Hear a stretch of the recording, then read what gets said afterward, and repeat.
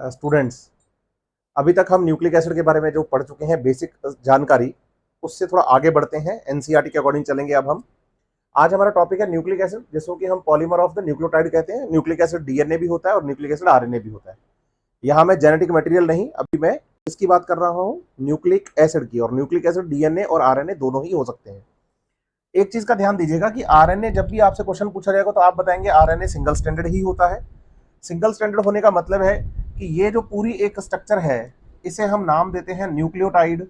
तो इसका मतलब ये एक पॉलीन्यूक्लियोटाइड चेन है, सिंगल आरएनए। इसके एक एंड पर हम बताते हैं फिफ्थ डैश और एक एंड पर बताते हैं थ्री डैश, जो कि लास्ट लेक्चर में क्लियर कर चुका हूं मैं। जिस एंड पर शुगर का थर्ड कार्बन फ्री होगा, जिस एंड पर फॉस्फेट फ्री होगा, उसके बेसिस पर हमने थ्री और फिफ्थ एंड बताए। लेकिन जब बात आती है डीएनए की, तो आप बताइए डीएनए सिंगल स्टैंडर्ड भी हो सकता है और डीएनए डबल स्टैंडर्ड भी हो सकता है। लेकिन जब भी आपसे क्वेश्चन पूछा जाए कि इन ए सेल डीएनए इज, ऐसे क्वेश्चन आ रहा है, उसने कोई ना सिंगल स्टैंडर्ड लिखा ना डबल स्टैंडर्ड लिखा, तो आपको समझना होगा कि मोस्ट ऑफ द ऑर्गेनिजम्स के अंदर जो डीएनए होता है वो डबल स्टैंडर्ड ही होता है। डबल स्टैंडर्ड डीएनए होने का फायदा उसको ये मिलता है कि भाई उसकी स्ट्रक्चर को स्टेबिलिटी मिल जाती है। अब आप बताइए कि भाई यहां पर अगर हम सिंगल स्टैंडर्ड डीएनए की बात करेंगे, तो आप बताइए ये थ्री डैश और ये फिफ्थ डैश है। बच्चा फिर यहां कंफ्यूजन कैसे करता है? कंफ्यूज होता है कि सर आरएनए को जो आपने बनाया और डीएनए को जो आपने बनाया, सिंगल स्टैंडर्ड डीएनए और सिंगल स्टैंडर्ड आरएनए दिखने में तो एक जैसे ही हैं, लेकिन आपको ये बताना होगा कि ये दिखने में एक जैसे हैं लेकिन एक जैसे है नहीं। कैसे नहीं है? एक तो बताओ कि इसमें एक नाइट्रोजन बेस का डिफरेंस है। यहां पर आपको नाइट्रोजन बेस जो होता है बेटा, वो कौन मिलता है? यूरेसिल। और यहां आपको कौन मिलता है? थाइमीन। एक तो ये डिफरेंस है। दूसरा डिफरेंस है इसमें शुगर का। आप बताएंगे इसमें जो शुगर होती है वो शुगर होती है राइबोज शुगर, है ना। इधर राइबोज है और यूरेसिल प्रेजेंट है, लेकिन इधर जो डीएनए में है वो है डीऑक्सी राइबोज शुगर। सही है बात? ये बेसिक डिफरेंस आपको याद करने हैं। लेकिन हाँ, ये ठीक है कि आरएनए भी सिंगल स्टैंडर्ड, डीएनए भी सिंगल स्टैंडर्ड, बात वैसी ही है। अब इधर हम बात करें तो ये डबल स्टैंडर्ड है। डबल स्टैंडर्ड है तो मतलब ऐसे ही दो स्टैंड है, जिनके अंदर क्या हुआ कि जो इनके नाइट्रोजन बेस थे, ये नाइट्रोजन बेस आपस में जुड़ गए हैं हाइड्रोजन बॉन्ड्स की हेल्प से। और हाइड्रोजन बॉन्ड बनने की वजह से इस स्ट्रक्चर को और ज्यादा स्टेबिलिटी मिल गई। कल हमने नेक्स्ट जो लास्ट लेक्चर हम आपने पढ़ा होगा, लास्ट मेरा कल जो अपलोड हुआ था, उसमें ये बात मैंने क्लियर की थी आपसे कि भाई जब हम डीएनए की बात कर रहे हैं तो डीएनए के स्टेबिलिटी के कई कारण हैं। एक तो राइबो डीऑक्सीराइबो शुगर का प्रेजेंट होना, थाइमीन का प्रेजेंट होना, इवन आप बताइए यहां पर ये जो हाइड्रोजन बॉन्ड बनते हैं, ये भी डीएनए को स्टेबिलिटी देते हैं। अब बच्चा कहता है कि डीएनए सिंगल स्टैंडर्ड है या डबल स्टैंडर्ड। ये तो आपने हमें बता दिया कि क्वेश्चन में अगर आएगा तो हमें डबल स्टैंडर्ड सोचकर ही आगे बढ़ना है, ये तो क्लियर है। लेकिन क्वेश्चन की लैंग्वेज से अगर कभी हमें कंफ्यूज करने की सोचे एग्जामिनर, तो कैसे करेगा? तो आपको मैं क्लियर कर दूं, जब हम डबल स्टैंडर्ड और सिंगल स्टैंडर्ड की बात करेंगे ना, तो यहां वो क्या करेगा? नंबर ऑफ नाइट्रोजन बेस लिख के देगा, और इधर आपको इसके लिए number of nitrogen base pairs लिख के देगा। जब भी बेस पेयर्स लिखे होंगे ना, बेस पेयर्स, तो आप समझना डबल स्टैंडर्ड डीएनए की बात हो रही है। लेकिन अगर लिखा होगा बच्चे केवल नाइट्रोजन बेस, मतलब बेसिस के नंबर लिखे हुए हैं केवल उन्होंने, और आपको कोई ये नहीं बताया कि भाई यहां पर कोई बेस पेयर लिखा, उन्होंने केवल बेस के नंबर बनाए हैं, तो आपको ये समझ जाना होगा कि यहां बात किसकी हुई है? सिंगल स्टैंडर्ड की। जैसे मैं आपको एनसीईआरटी के अकॉर्डिंग बताता हूं, एनसीईआरटी ने जैसे ही पहला टॉपिक डीएनए शुरू किया, तो एनसीईआरटी ने एग्जांपल दिया 5174 बैक्टीरियोफेज का, है ना। इस 574 174 बैक्टीरियोफेज में अगर आप देखो तो 5386 बेसिस लिखे हैं एनसीईआरटी ने। 5386 न्यूक्लियोटाइड्स लिखे हैं, बेसिस लिखे हैं, पेयर्स नहीं लिखे। ध्यान दीजिएगा आप, ठीक है। लेकिन जब हम चलते हैं बच्चे बेस पेयर्स की तरफ, तो डबल स्टैंडर्ड के लिए बात करेंगे तो तीन एग्जांपल आपके पास हैं। एक तो लैम्डा बैक्टीरियोफेज है, एक ई कोलाई है। एनसीईआरटी ने अलग अलग एग्जांपल दिए हैं। एक तो लैम्डा बैक्टीरियोफेज, एक ई कोलाई बैक्टीरिया, और एक ह्यूमन सेल। तीनों का नंबर आपको याद होना चाहिए।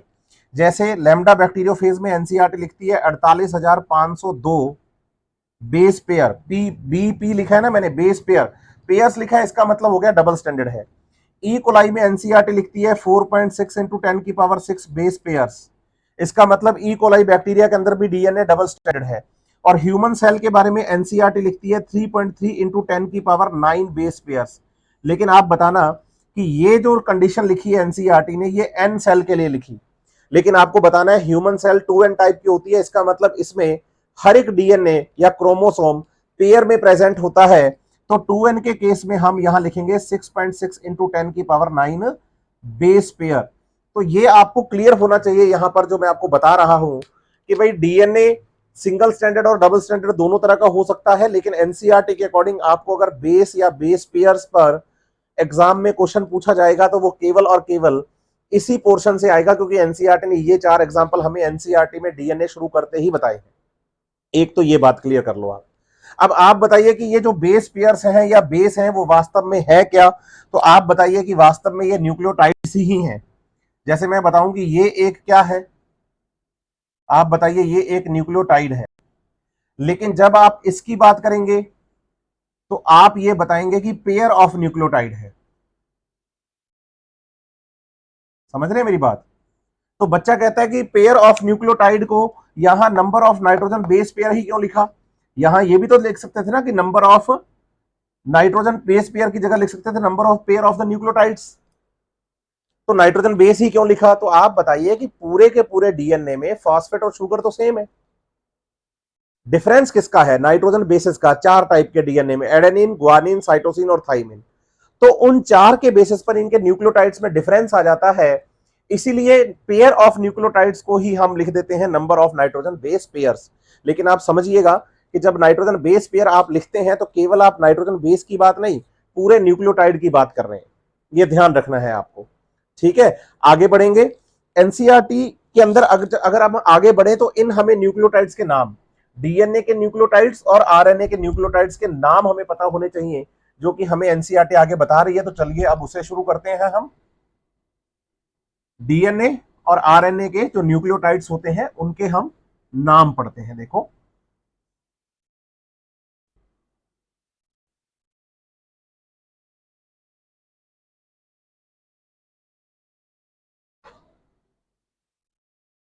जैसे हम डीएनए और आरएनए के न्यूक्लियोटाइड्स के नाम पढ़ेंगे तो पहले हम आरएनए के बारे में बात करें। आरएनए में सबसे पहले तो हम बताएं कि भाई नाइट्रोजन बेस है, बिल्कुल है। नाइट्रोजन बेस के साथ कौन जुड़ता है? हम कहते हैं शुगर। तो नाइट्रोजन बेस और शुगर मिलकर क्या बनाते हैं? तो हम कहते हैं न्यूक्लियोसाइड। क्या बनाते हैं? न्यूक्लियोसाइड। अब आप बताइए नाइट्रोजन बेस आपके पास कौन कौन से हैं? बच्चा कहता है एक तो है एडेनिन, एक है ग्वानिन, एक है साइटोसिन और एक है यूरेसिल। सही है। अब इसके साथ अगर हम शुगर को जोड़ दें, इसके साथ अगर हम किसको जोड़ दें?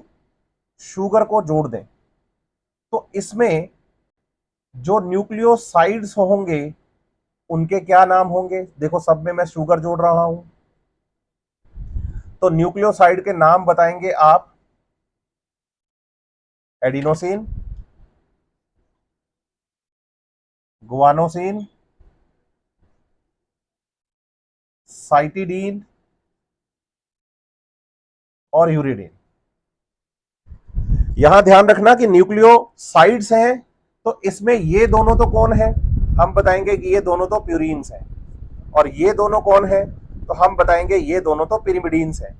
तो बताइए कि जो प्यूरिन नाइट्रोजन बेस से न्यूक्लियोटाइड बनते हैं उनमें साइन लिखते हैं, और जो पिरिमिडीन न्यूक्लियोसाइड बनते हैं पिरिमिडीन वाले नाइट्रोजन बेस के, उनके हम एंड में डाइन लिखते हैं, या यूरिडीन हम लोग बोल रहे हैं, यूरिडाइन बोल रहे हैं, ऐसे बोल सकते हैं।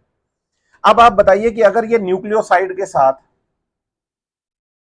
यहां जुड़ जाए फॉस्फेट, कौन जुड़ जाए? फॉस्फेट। तो आप बताइए कि न्यूक्लियोसाइड और फॉस्फेट जुड़कर, ये दोनों मिलकर किसका फॉर्मेशन करेंगे? तो हम कहेंगे कि वो फॉर्मेशन करेंगे न्यूक्लियोटाइड्स का। अब आप बताइए कि न्यूक्लियोटाइड्स जब बनते हैं तो वो एसिडिक नेचर के होते हैं। आपको पता होना चाहिए, लास्ट लेक्चर में बता चुका हूं कि फॉस्फेट कैसा है, एसिडिक है। तो आप बताइए इनके साथ जब हम फॉस्फेट को जोड़ेंगे तो ये जैसे हमारे पास एडिनोसाइन में जब फॉस्फेट जुड़ेगा तो ये बनेगा एडेनाइलिक एसिड। इसका मतलब एडेनाइलिक एसिड एक क्या है, हम कहते हैं कि ये एक न्यूक्लियोटाइड है। ऐसे ये क्या बनेगा, ग्वानाइलिक एसिड, क्योंकि एसिडिक नेचर का है। ये कैसा बनेगा तो बताएंगे साइटेडिलिक एसिड, एसिडिक नेचर का है। और ये आप बताइए यूरिडेलिक एसिड। तो आप बताइए कि ये न्यूक्लियोटाइड्स के नाम है। एडिनोसिन, ग्वानोसिन, साइटिडीन या यूरिडीन, ये नाम किसके हैं तो हम कहते हैं ये न्यूक्लियोसाइड। इनमें फॉस्फेट जुड़ गया तो ये इनके सामने क्या आ जाएगा, हाँ, एडेनाइलिक एसिड, ग्वानाइलिक एसिड, साइटिडालिक एसिड या यूरिडालिक एसिड। लेकिन एक बात समझना, इनके कुछ दूसरे नाम भी लिखे जा सकते हैं जो कि हम जनरली यूज करते हैं। हम एसिड की फॉर्म में कम यूज करते हैं, दूसरे नाम इनके ज्यादा यूज करते हैं। जैसे एक नाइट्रोजन बेस, एक शुगर,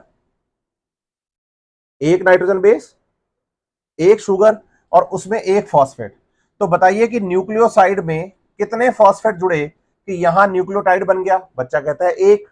किस में जुड़ा, एडिनोसिन में। तो आप बताइए इसे हम एडिनोसिन मोनोफॉस्फेट का नाम दे सकते हैं और इन शॉर्ट इसे हम एएमपी लिख सकते हैं। फिर आप बताइए कि भाई जी ग्वानोसिन जो था उसमें अगर फॉस्फेट जुड़ जाए तो ग्वानिलिक एसिड है, लेकिन इसका दूसरा नाम भी लिख सकते हो। क्या लिख सकते हो, ग्वानोसिन मोनोफॉस्फेट, इसे हम जीएमपी कहेंगे। ऐसे इसके लिए कर सकते हैं, बोलो साइटिडीन मोनोफॉस्फेट। मोनो का मतलब होता है बच्चे एक, मोनो मतलब एक, तो इसे हम बोल देंगे सीएमपी। और ऐसे हम बोल दें इसे यूरिडीन मोनोफॉस्फेट, तो ये हो गया यूएमपी।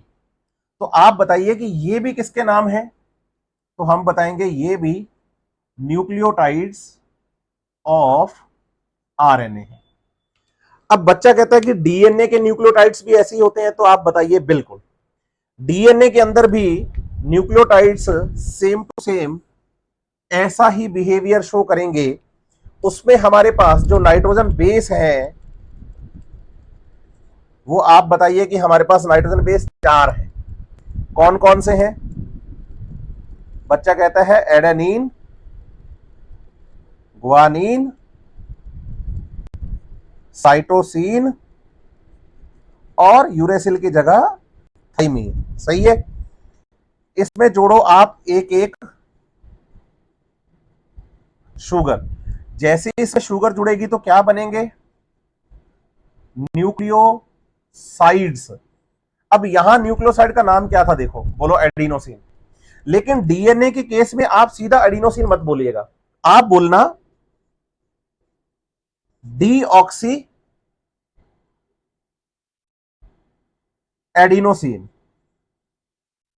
बच्चा कहता है कि सर आपने यहां डीऑक्सी शब्द यूज क्यों किया, डीऑक्सी शब्द यूज क्यों किया। तो आप बताइए हमें डीऑक्सी यूज करना पड़ा क्योंकि यहां पर जो शुगर होती है ना वो राइबोज नहीं, डीऑक्सी राइबोज शुगर होती है। तो नाम बनेगा डीऑक्सी एडिनोसिन। यहां एडिनोसिन बना था, आरएनए के अंदर तो सीधा ही एडिनोसिन लिखा हमने। इसका मतलब अगर आप न्यूक्लियोटाइड का डिफरेंस बताना चाहें डीएनए और आरएनए दोनों का, तो आरएनए के न्यूक्लियोसाइड लिखेंगे एडिनोसिन, लेकिन उसी को अगर डीएनए में लिखोगे तो लिखोगे डीऑक्सी एडिनोसिन, है ना। ऐसा ही ग्वानिन के साथ करोगे, क्या लिखोगे, डीऑक्सी ग्वानोसिन। ऐसा ही साइटोसिन के साथ करोगे, डीऑक्सी साइटिडीन। और ऐसा ही थाइमीन के साथ होगा, डीऑक्सी थाइमिडीन। ठीक है। अब इसमें जुड़ जाए बोलो फॉस्फेट, बिल्कुल इसमें फॉस्फेट जोड़ते हैं तो फॉस्फेट जोड़ने पर क्या बन जाएगा, तो आप बताइए फॉस्फेट जुड़ने पर न्यूक्लियोटाइड्स बन जाएंगे। क्या क्या बनेंगे, तो नाम आएगा बोलो डीऑक्सी जैसे ये एडिनोसाइन था, इसको कर दिया था एडेनाइलिक एसिड, यहां हो जाएगा डीऑक्सी एडेनाइलिक एसिड, है ना। ऐसे इधर क्या हो जाएगा, डीऑक्सी ग्वानाइलिक एसिड, इधर क्या हो जाएगा, डीऑक्सी साइटिडिलिक एसिड, और इधर क्या हो जाएगा, डीऑक्सी थाइमिडिलिक एसिड। और इनके आप बताइए कि जैसे हमने आरएनए के केस में दूसरे नाम लिखे हैं ना, वैसे आप बताइए इनके भी दूसरे नाम हम लिख सकते हैं, वही कि डीऑक्सी एडिनोसिन में एक फॉस्फेट जुड़ा है तो नाम हो जाएगा डीऑक्सी एडिनोसिन मोनोफॉस्फेट। ये सब बातें पता होनी चाहिए क्योंकि एनसीईआरटी ने नाइट्रोजन बेस के नंबर बताने के बाद यही बातें आपको बताई हैं। दूसरा आपको बताना है नाम ग्वानिलिक एसिड के लिए, डीऑक्सी, ये ग्वानोसिन है ना, ग्वानोसाइन लिखेंगे हम, डीऑक्सी ग्वानोसाइन मोनोफॉस्फेट, इधर लिखेंगे डीऑक्सी, ये साइटिडीन था तो साइटिडीन मोनोफॉस्फेट, और इसे लिखेंगे डीऑक्सी थाइमिडीन मोनोफॉस्फेट। अब एक अच्छी बात और बता देता हूं, ये डीएनए और आरएनए के न्यूक्लियोटाइड्स के बारे में लिखा। अब आप बताइए कि जैसे हमने न्यूक्लियोटाइड आरएनए के शॉर्ट में लिखे एएमपी, जीएमपी, सीएमपी और यूएमपी, तो आप बताइए हम डीएनए के केस में इसको लिखेंगे डी एएमपी। मतलब अगर अकेला एएमपी है तो वो आरएनए का न्यूक्लियोटाइड है, और अगर वो डीएएमपी लिखा हुआ है तो इसका मतलब वो डीएनए का न्यूक्लियोटाइड है, एडेनिन वाला। ऐसे इसके लिए लिखेंगे डी जीएमपी, ऐसे ही इसके लिए लिखेंगे डी सीएमपी, और इसके लिए लिखेंगे डी टीएमपी। ये न्यूक्लियोटाइड्स के नाम है। अब बच्चा कहता है कि सर ये जो नाम है ना एएमपी, ये थोड़ा हमें फैमिलियर लग रहा है। मैं कहता हूं कैसे, वो कहता है हमने ना इसके साथ ये भी पढ़ा हुआ है कि एक एडीपी होता है, और ये भी पढ़ा हुआ है कि एक एटीपी होता है, और आप बताइए इसे तो आपने रेस्पिरेशन में हमें बताया कि इसे energy currency of the cell कहते हैं। तो आप बताइए, बिल्कुल जो आपकी बॉडी के लिए एनर्जी का काम कर रहा है ना एटीपी, वो एक न्यूक्लियोटाइड ही होता है। बस उसमें ध्यान रखना कि जो ये एडिनोसिन में आपने एक फॉस्फेट जोड़ा, तो ये एक फॉस्फेट वाला न्यूक्लियोटाइड तो हो गया एएमपी, दो फॉस्फेट वाला न्यूक्लियोटाइड हो गया एडीपी, और तीन फॉस्फेट वाला हो गया एटीपी। इसका मतलब energy currency of the cell is also a nucleotide with three phosphate. ये ध्यान रखिएगा, कल को स्टेटमेंट आ जाए, एआर में क्वेश्चन आ जाए, मैच द कॉलम आ जाए, तो आप बताइए कि जो एटीपी है वो एनर्जी करेंसी ऑफ सेल तो है ही, साथ ही साथ न्यूक्लियोटाइड भी है जिसमें तीन फॉस्फेट पाए जाते हैं। ये ध्यान रखिएगा। एनर्जी करेंसी ऑफ सेल में जो एटीपी आप यूज करते हैं वो एटीपी आरएनए का न्यूक्लियोटाइड होता है, ना कि डीएनए का न्यूक्लियोटाइड। ये बात आपको ध्यान रखनी है। आप एनसीईआरटी से इसको पढ़ेंगे तो आपको बहुत मजा आने वाला है। पुरानी एनसीईआरटी में ये 96 नंबर पेज पे पूरा दिया गया है, डीएनए के अंदर नंबर ऑफ न्यूक्लियोटाइड्स के बारे में भी दिया है एनसीईआरटी ने। अब हम यहीं से थोड़ा आगे बढ़ते हैं, डीएनए की डिस्कवरीज और इनके ऊपर स्ट्रक्चर पर थोड़ी बात करते हैं। कब डीएनए के बारे में बात हुई, 97 नंबर पेज पे आ जाते हैं अब हम, है ना। थर्ड पैराग्राफ से पढ़ाना शुरू करूंगा, इतना आप जल्दी से पढ़िएगा, ये सब एनसीईआरटी के अंदर एज इट इज आपको मिलने वाला है। अब हम बात करने वाले हैं कि डीएनए के बारे में सबसे पहले, क्योंकि डीएनए हमारे लिए एक इंपॉर्टेंट जेनेटिक मटेरियल है ना। हमने कहा कि जो हम जेनेटिक मटेरियल पढ़ते हैं उसमें मेनली हम डीएनए को फोकस करके ही चलते हैं। तो आपको बताना है कि डीएनए अगर एक जेनेटिक मटेरियल है तो डीएनए के बारे में हमें चीजें थोड़ी सी अच्छे से पता होनी चाहिए। आप बताइए कि डीएनए को सबसे पहले डिस्कवर किया था फ्रेडरिक मिशर नाम के साइंटिस्ट ने, और उन्होंने इसको फर्स्ट सेल के न्यूक्लियस में देखा था और नाम दिया था न्यूक्लियन। नाम क्या दिया था, न्यूक्लियन, है ना। तो मैं अभी जो बात करने वाला हूं वो आपके साथ थोड़ी डिटेल करने वाला हूं डीएनए के बारे में। तो आप बताएंगे, अगर इनके बात करें हम डिस्कवर्ड की, तो हम बताते हैं कि इनको डिस्कवर किया था एक साइंटिस्ट, फ्रेडरिक मीशर नाम था उनका, और इसमें देखा था न्यूक्लियस ऑफ फर्स्ट सेल में, और नाम क्या दिया था, न्यूक्लिन। ये एनसीईआरटी ने लिखा है, ये एनसीईआरटी ने लिखा है ना। लेकिन आपको बताना है कि इसे फ्यूचर में न्यूक्लिक एसिड की फॉर्म में जो बताया वो नाम था साइंटिस्ट का अल्टमान। ये अगर नहीं भी पता होगा तो चलेगा, फ्रेडरिक मीशर के बारे में जरूर आपको याद रखना है कि उन्होंने इसको पता डीएनए को ढूंढा था और न्यूक्लिन नाम दिया था, ये आप ध्यान रखिएगा। और ये नाम आगे चल के फिर हमें अल्टमैन ने न्यूक्लिक एसिड कर दिया था, ये आपको ध्यान रखना है। और एनसीईआरटी ने तो डीएनए की डिस्कवरी के लिए यहां पर ईयर भी आपको लिख के दिया है कि 1869 के अंदर इसको इन्होंने डिस्कवर किया था। तो फ्रेडरिक मीशर ने कब किया, 1859 में, ये ध्यान रखो आप। इसके बाद डीएनए की स्ट्रक्चर की बात आती है कि जब हम डीएनए के स्ट्रक्चर की बात करते हैं तो डीएनए के स्ट्रक्चर की बात किसने करी, तो आप बताएंगे कि हमें डीएनए की स्ट्रक्चर का जो मॉडल समझाया था वो वाटसन और क्रिक ने समझाया था, वाटसन और क्रिक ने समझाया था, ठीक है। अब आपको ना एक बात का ध्यान रखना है कि वाटसन और क्रिक ने जब हमें ये मॉडल दिया था तो वाटसन और क्रिक ने ये मॉडल कैसे दिया, उसके लिए आपको याद करना है एनसीईआरटी में विल्किंस और फ्रैंकलिन का नाम है एनसीईआरटी में, कि उन्होंने एक्सरे रेडियोग्राफी से जो एक्सरे पिक्चर डीएनए की निकाली थी, उस पिक्चर का यूज करते हुए हमें वाटसन और क्रिक ने क्या बताया था, हाँ, डीएनए की स्ट्रक्चर, कि डीएनए एक डबल हेलिक्स स्ट्रक्चर होता है। तो आप बताएंगे कि विल्किंस एनसीईआरटी में नाम है, और कौन, फ्रैंकलिन, है ना। इन्होंने क्या किया, एक्सरे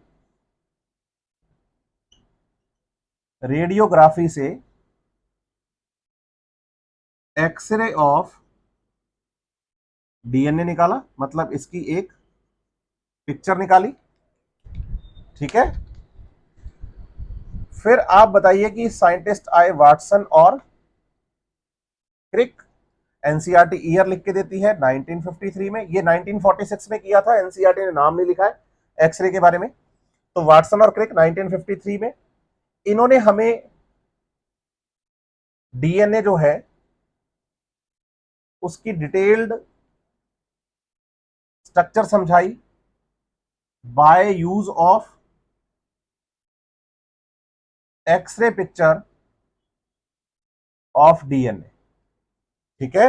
और इन्होंने कंक्लूड क्या किया कि DNA is a double helix structure.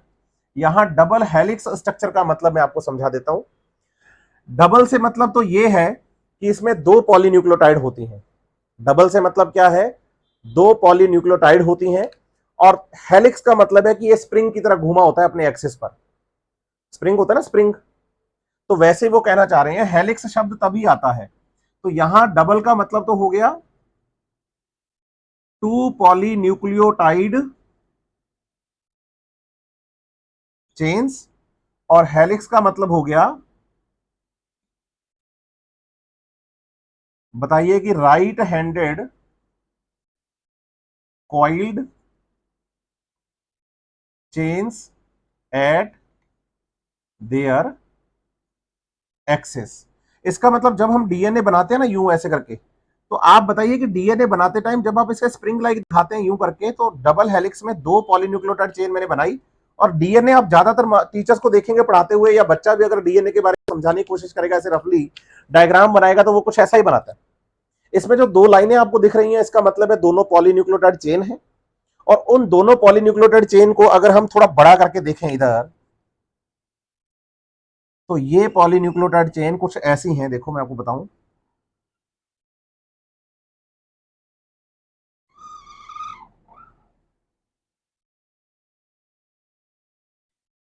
भाई आप बता दो कि पॉलीन्यूक्लियोटाइड चेन एक तो ये है,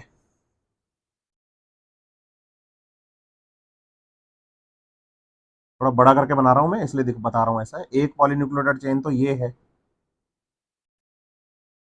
ठीक है, थोड़ा वाइडर बना दिया। इसके साथ आप बताओ कि एक दूसरी पॉलीन्यूक्लियोटाइड चेन ये है,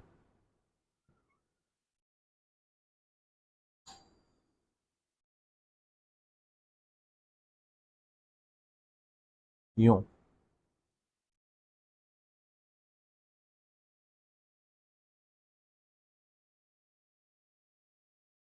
और दोनों पॉलीन्यूक्लियोटाइड चेन एक दूसरे के पैरेलल हैं। और आप याद करिए कि दोनों पॉलीन्यूक्लियोटाइड चेन जो होती है उनके बीच में यहां पर हम बॉन्ड्स बताते हैं कि ये कौन से बॉन्ड्स हैं, तो हम कहते हैं कि ये हाइड्रोजन बॉन्ड्स हैं।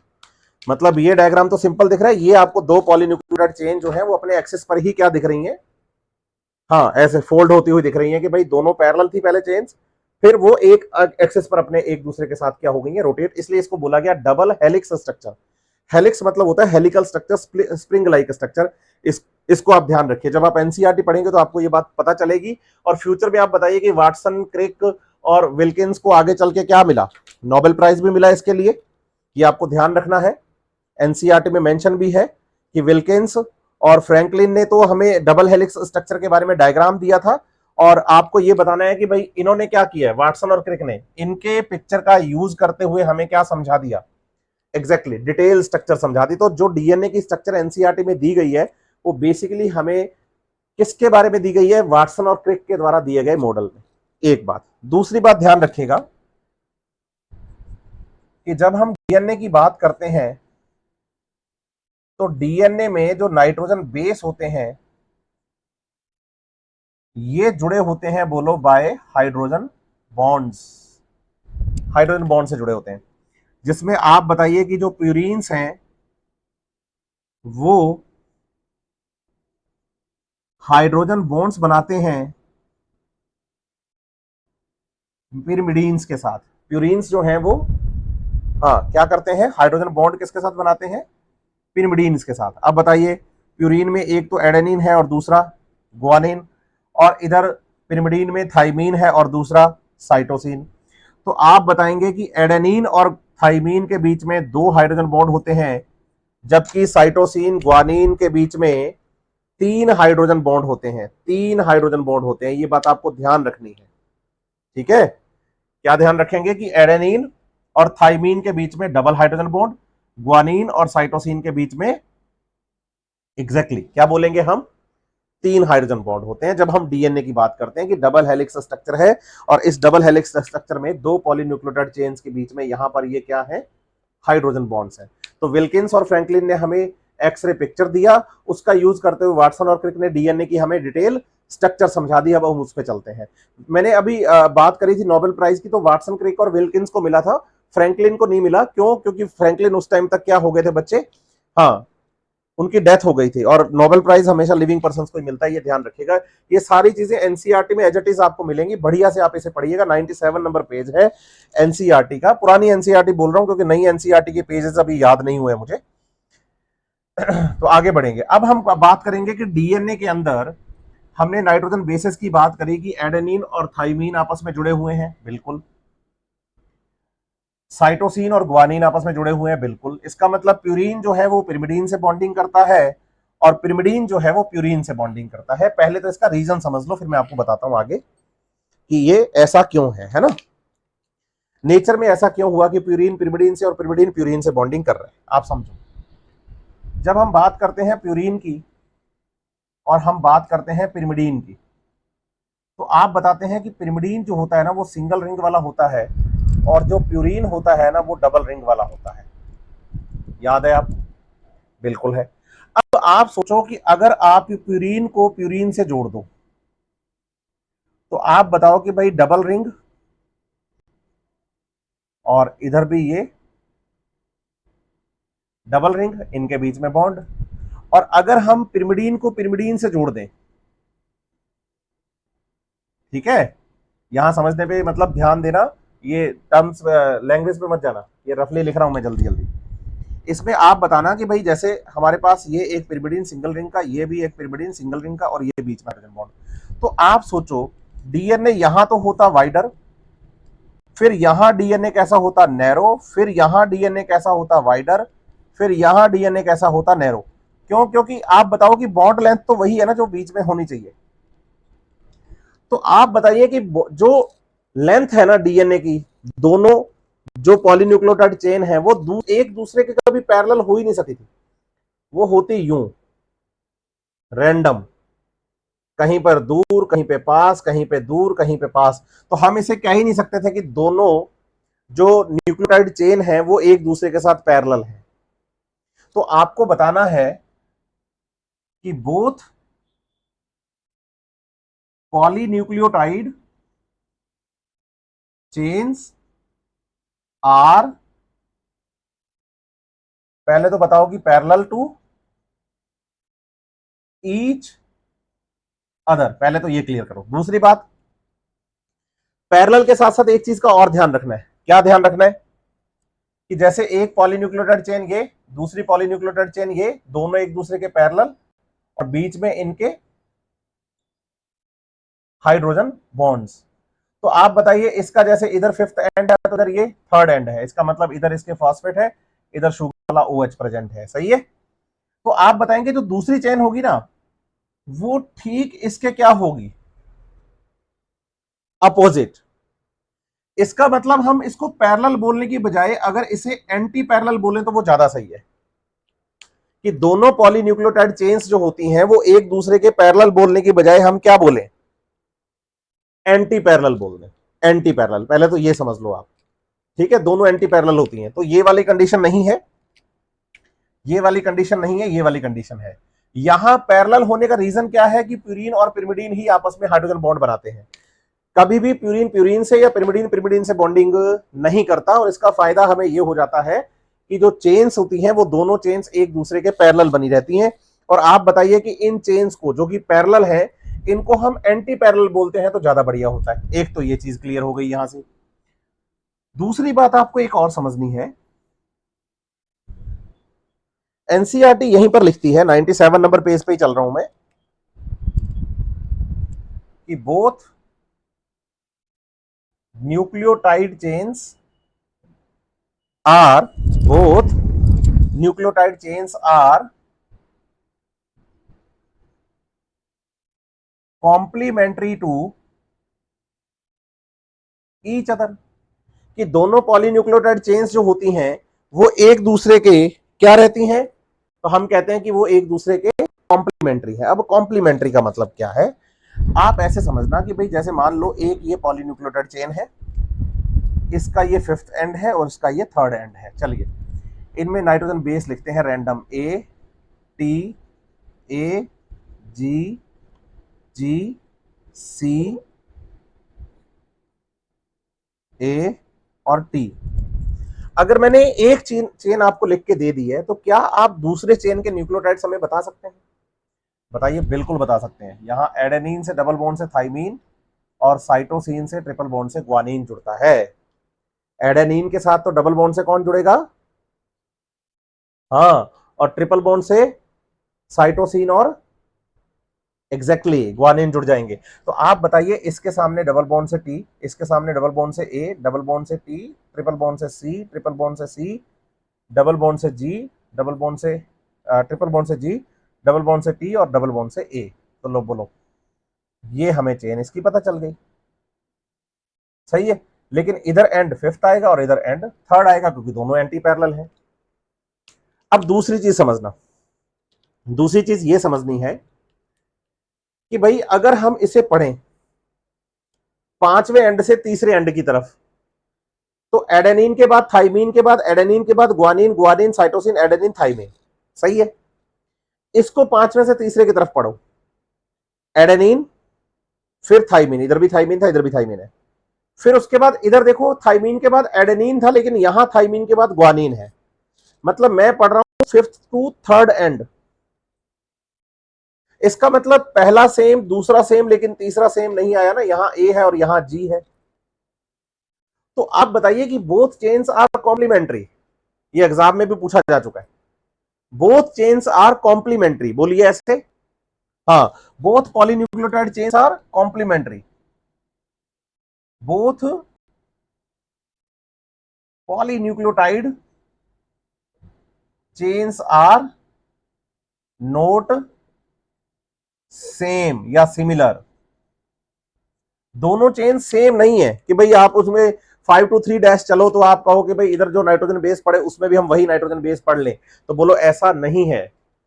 Both chains of the DNA means both polynucleotide chains of the DNA are complementary, not same, complementary not same. ध्यान रखिए, हमें आप एक चेन का क्या बता दो, नाइट्रोजन बेसेस का सीक्वेंस, दूसरी चेन का हम अपने आप निकाल लेंगे, ये ध्यान रखिएगा। क्लियर है आपको यहां तक की बातें, मैं उम्मीद करता हूं। अब डीएनए के बारे में हम डबल हेलिक्स स्ट्रक्चर की तरफ चलते हैं। एनसीईआरटी जैसी आपको ये नाइट्रोजन बेस का कॉन्सेप्ट समझाती है, तो यहां आपको समझाती है एनसीईआरटी एक तो बेस रेशो, एक तो एनसीईआरटी आपको समझाएगी यहां पर क्या, बेस रेशो, और दूसरा आपको समझाएगी एनसीईआरटी चारगाफ का रूल। दोनों की हम बात कर लेंगे कि बेस रेशो अलग है और चारगाफ का रूल अलग है, दोनों पे बात करते हैं। तो पहले बात करेंगे हम चारगाफ रूल पे, फिर हम बात करेंगे बेस रेशो पर।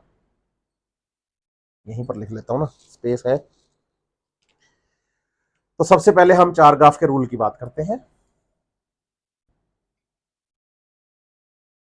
चारगाफ का रूल क्या कहता है? चारगाफ का रूल कहता है कि भाई प्यूरीन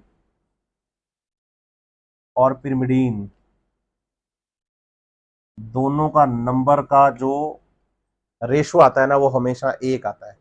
प्यूरीन होता है, बोलो, एडेनिन और ग्वानिन, है ना, adenine plus guanine, cytosine plus thymine is equal to 1। ये हमेशा ध्यान रखना है। बच्चा इसमें क्या है, याद करते टाइम या लिखते टाइम गड़बड़ कर लेता है। वो गड़बड़ किसकी कर लेता है? बेस रेशो की। बेस रेशो लिखा जाता है ए डबल बॉन्ड टी और सी ट्रिपल बॉन्ड जी कांस्टेंट। ये कभी 1 नहीं होता, क्योंकि ऊपर ए डबल बॉन्ड टी लिखा है ना मैंने, ध्यान देना बात पे, ए डबल बॉन्ड टी लिखा है ना, तो ए डबल बॉन्ड टी का मतलब ए प्यूरिन है और टी पिरिमिडीन है। तो ये आपको बताना है बच्चे, कॉम्प्लीमेंट्री चेन के जो बेसिस होते हैं उनका रेशो। तो ये तो आता है कांस्टेंट, कैसे आता है मैं अभी क्लियर करूंगा। लेकिन चारगाफ का रूल कहता है कि प्यूरिन और पिरिमिडीन के नंबर बराबर होते हैं। जितने आपको एडेनिन मिलेंगे उतने आपको थाइमीन मिलेंगे, जितने आपको ग्वानिन मिलेंगे उतने आपको साइटोसिन मिलेंगे। सही है। आप सोचो, एक डीएनए, एक एग्जांपल लेके बता रहा हूं, उसमें है 100 नाइट्रोजन बेस, टोटल 100 है। उसमें से आपको एडेनिन बता दिए गए 20, एडेनिन 20, और साइटोसिन बता दिए गए आपको 30। आपसे पूछा गया कि भाई थाइमीन के नंबर बताओ, और आपसे पूछा गया कि ग्वानिन के नंबर बताओ। आप ऐसे ही बता दोगे, एडेनिन अगर 20 है तो थाइमीन भी 20 होंगे, साइटोसिन अगर 30 है तो ग्वानिन भी यहां पर 30 होंगे, और टोटल आपका 100 का वैल्यू हो जाएगा। ये है चारगाफ का रूल। चारगाफ का रूल कह रहा है कि भाई प्यूरिन और पिरिमिडीन का जो रेशो होता है वो एक होता है। अब बेस रेशो का मतलब होता है कि एडेनिन और थाइमीन, अब आप सोचो, यही सेम क्वेश्चन है 100 न्यूक्लियोटाइड वाला। अब आप बताओ, एडेनिन कितने हैं? बच्चा कहता है 20। थाइमीन कितने हैं? बच्चा कहता है 20। तो 20 प्लस 20 किया मैंने यहां पर, और साइटोसिन और ग्वानिन को नीचे लिखेंगे तो ये आएगा 30 प्लस 30, तो ये हो गया 40/60। तो आप बताओ ना, कहां आया बेस रेशो? एक थोड़ी आ रहा है, 40/60 आ रहा है। तो इसका मतलब ऑर्गेनिजम्स में बेस रेशो जो होता है वो कांस्टेंट। और चारगाफ का रूल कहता है कि प्यूरिन और पिरिमिडीन्स जो होते हैं, प्यूरिन और पिरिमिडीन्स, उनके नंबर क्या रहते हैं? तो हम कहते हैं उनके नंबर रहते हैं बच्चे इज इक्वल टू 1। ये आपको ध्यान रखनी है बात यहां तक। उम्मीद करता हूं कि चीजें आपको समझ में आ रही हैं। यहां बस इतना ध्यान रखना आप कि दो टाइप का डीएनए है हमारे पास, एक प्रोकैरियोटिक डीएनए और दूसरा यूकैरियोटिक डीएनए। ठीक है, आप बताना, प्रोकैरियोटिक डीएनए जीसी रिच होता है और यूकैरियोटिक डीएनए एटी रिच होता है, ये ध्यान रखना आप। यूकैरियोटिक डीएनए में डबल बॉन्ड वाले एडेनिन और थाइमीन ज्यादा होते हैं, और प्रोकैरियोटिक डीएनए में ट्रिपल बॉन्ड वाले सी और जी ज्यादा होते हैं। सिंपल सी बात है ना कि यार, अगर बैक्टीरिया या प्रोकैरियोट्स की बात करें तो उनको एडवर्स कंडीशन में ज्यादा सर्वाइव करना होता है, तो स्टेबिलिटी आपको डबल बॉन्ड देगा या ट्रिपल बॉन्ड? तो बच्चा कहता है स्टेबिलिटी तो हमें डबल बॉन्ड देगा, डबल बॉन्ड देगा। तो डबल बॉन्ड स्टेबिलिटी देगा या ट्रिपल बॉन्ड देगा? बच्चा कहता है डबल बॉन्ड देगा, मैं कहता हूं नहीं, ट्रिपल बॉन्ड देगा। 3 बॉन्ड ज्यादा स्टेबिलिटी देंगे या 2 बॉन्ड? एग्जैक्टली। तो आपसे पूछा जाए कि प्रोकैरियोटिक ज्यादा डीएनए स्टेबल होता है या यूकैरियोटिक, तो आप बताइए प्रोकैरियोटिक ज्यादा स्टेबल है। यूकैरियोटिक डीएनए एडवांस है, स्टेबल ज्यादा कौन है? प्रोकैरियोटिक, क्योंकि वो जीसी रिच होता है, ये ध्यान रखना बेस रेशो का। ठीक है, तो आपको अगर कभी जीसी टाइप ऑफ डीएनए लिखा जाए या एटी टाइप ऑफ डीएनए लिखा जाए तो आप कंफ्यूज मत होइएगा। अब मैं आपको वाटसन और क्रिक के द्वारा दिया गया जो डबल हेलिक्स मॉडल स्ट्रक्चर था उसकी बात करूंगा। एनसीईआरटी ने इसे लिख के दिया है साइलेंट की फीचर्स ऑफ द डीएनए। हम उस पर थोड़ा डिस्कशन करेंगे। अभी आगे बढ़ते हैं इसी टॉपिक के अंदर। उम्मीद करता हूं कि चीजें आपको अच्छे से समझ में आ रही होंगी।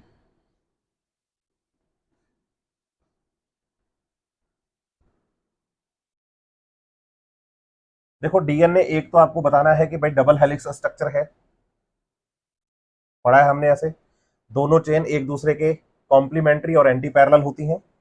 कॉम्प्लीमेंट्री हैं और साथ ही साथ क्या है, एंटी पैरेलल हैं। इस पे थोड़ा डिस्कशन करेंगे।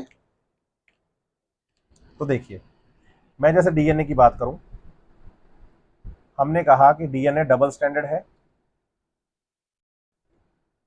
या इसे मैं लिखता हूं डबल हेलिक्स स्ट्रक्चर है। उसमें दो पॉलीन्यूक्लियोटाइड चेन है, जैसे हमने कहा phosphate sugar nitrogen, phosphate sugar nitrogen, phosphate sugar nitrogen, phosphate sugar nitrogen, phosphate sugar nitrogen, ऐसे है ना। तो इधर भी होगा नाइट्रोजन शुगर फॉस्फेट, क्योंकि नाइट्रोजन बेस के बीच में हाइड्रोजन बॉन्ड बनने हैं ना। Nitrogen sugar phosphate, nitrogen sugar phosphate, nitrogen sugar phosphate, nitrogen sugar और फॉस्फेट। यहां हमने इनको जोड़ दिया है यूं। तो हम कह रहे हैं कि इधर ये शुगर बची तो थर्ड एंड, इधर ये फॉस्फेट बचा तो फिफ्थ एंड। सही है। इधर क्या बची, शुगर फॉस्फेट, तो ये फिफ्थ एंड, इधर बचा शुगर तो ये थर्ड एंड। अब आप बताइए इधर वाली चेन जो आती है वो कैसी आती है, तो हम कहते हैं कॉम्प्लीमेंट्री। अगर ये कॉम्प्लीमेंट्री आएगा तो इधर आएगा थर्ड डैश, शुगर बचा हुआ है, और इधर आएगा फिफ्थ डैश क्योंकि शुगर फॉस्फेट बचा हुआ है। तो ये दोनों चेन एक दूसरे के एंटी पैरेलल, और बीच में इनके कौन आ गए, हम कहते हैं हाइड्रोजन बॉन्ड्स। सही है। जहां भी मैंने डबल डबल बॉन्ड लगाए आप समझ जाना टी ए टी, और जहां भी ट्रिपल बॉन्ड लगाए आप समझ जाना कि वो क्या है, सी जी जी सी, कुछ भी आप मान लीजिए। सबसे पहले तो ये समझिए कि जो ये फॉस्फेट और शुगर वह होता है, ये वाला पोर्शन पूरा पूरा ये वाला है ना, ये वाला पोर्शन जिसमें कौन प्रेजेंट है, शुगर है और साथ में कौन, फॉस्फेट है। इसे तो बोलो बैकबोन ऑफ द डीएनए कहा जाता है। क्या कहा जाता है, बैकबोन ऑफ डीएनए।